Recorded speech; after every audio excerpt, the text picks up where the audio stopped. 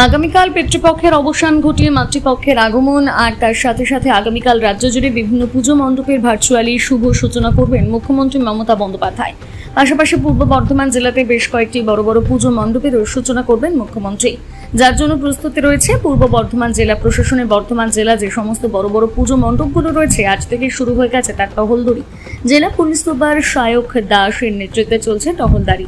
তার সঙ্গে অতিরিক্ত জেলা পুলিশ সুপার অর্ক ব্যানার্জি, বর্ধমান থানার দিব্যেন্দু দাস সহ বিভিন্ন প্রশাসনের আধিকারিকরা মূলত মণ্ডপ পরিদর্শন করে প্রবেশপথ ও বাহির পথ ও মণ্ডপ পরিকাঠামো ঠিক রয়েছে কিনা এই সমস্ত বিষয়গুলো খতিয়ে দেখছে জেলা পুলিশ, যাতে মণ্ডপ দর্শন করতে গিয়ে কারো কোনো অসুবিধার সম্মুখীন হতে না হয় তার জন্য জেলা প্রশাসন সবসময়ের জন্য তৎপর রয়েছে।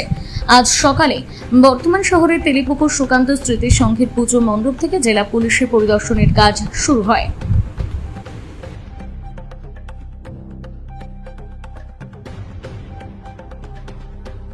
দর্শন করছেন যে কিভাবে মানুষ এত যে মানুষের ভিড় হবে সেগুলো দেখছে, কিভাবে বাহির পথ কোন দিকে, কিভাবে কিরকম ব্যবস্থা আমরা রেখেছি, মানুষ প্রবেশ কোন দিক দিয়ে করবে, এইসব জিনিস তিনি খতিয়ে দেখছেন।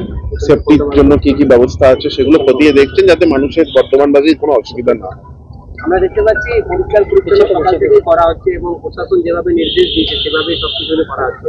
ডেঙ্গু তো সংক্রমণ বাড়ছে কলকাতার দিকে অন্যান্য জায়গায়, এখানে কি মনে হচ্ছে? হ্যাঁ, আমরা এগুলো সামাজিক যে বার্তা তার জন্য মেসেজ দেবো এখান থেকে, মণ্ডপ থেকে, এবং পরিষ্কার পরিচ্ছন্নতা আমরা রাখছি অবশ্যই। যা যা গভর্নমেন্ট নির্দেশ দিয়েছে সেগুলো আমরা সব পালন করি।